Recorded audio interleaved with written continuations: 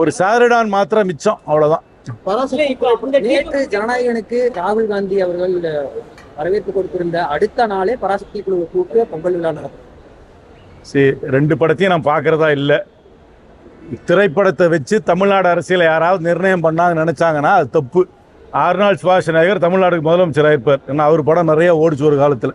அதனால திரைப்படத்தை வச்சு நீங்கள் என்னமோ தமிழ்நாடு அரசியலையோ தமிழ்நாடு ஒரு நரேட்டிவையோ மக்களுடைய எதிர்பார்ப்பையோ மக்களுடைய மனநிலையோ யாராவது வெளிப்படுத்தலாம் நினைச்சாங்கன்னா தமிழ்நாட்டு அரசியல் புரிதல் இல்லாமல் அவர்கள் நடந்து கொள்கிறார்கள் என்று என்னுடைய அர்த்தம். இது என்னை பொறுத்த வரைக்கும் 2மே ஒரு கமர்ஷியல் ஆர்கனைசேஷன்ஸ் படம் எடுத்திருக்காங்க. அவர்களுக்கு லாபமோ நஷ்டம் வரதை பற்றி எனக்கு கவலை கிடையாது. இது எந்த நரேட்டிவையும் செட் பண்ண போறதில்ல. அந்த 2 படத்தையும் நான் பார்க்கறதாகவும் இல்லை. பல்வேறு காங்கிரஸ் செய்த துரோகங்களை தான் காட்சிப்படுத்திருக்காங்க. இது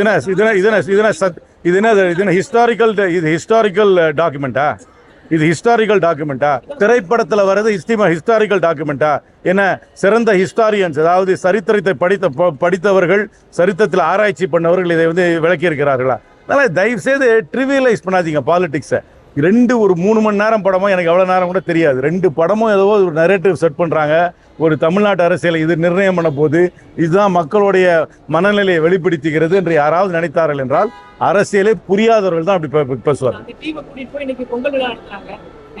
பொங்கல் விழா கூட நடத்தினா ஆஸ்கர் கூட அதுக்கு ரெக்கமெண்ட் பண்ணிட்டான். அதை பற்றி எனக்கு கவலையே கிடையாது. இது இரலவெண்ட் இஷ்யூ.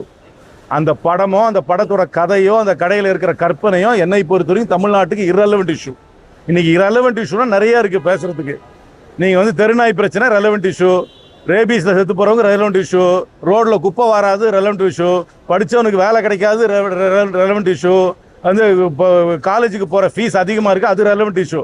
படம் கலெக்ஷன் ஆகுதா கலெக்ஷன் ஆகலையா, அதுல இருக்கிற கற்பனை சீன் எப்படி இருக்குன்றதெல்லாம் ரெலவெண்ட் இஷ்யூவே கிடையாது என்னை பொறுத்த வரைக்கும். எந்த படத்தையும் தடை பண்ண வேணாம்.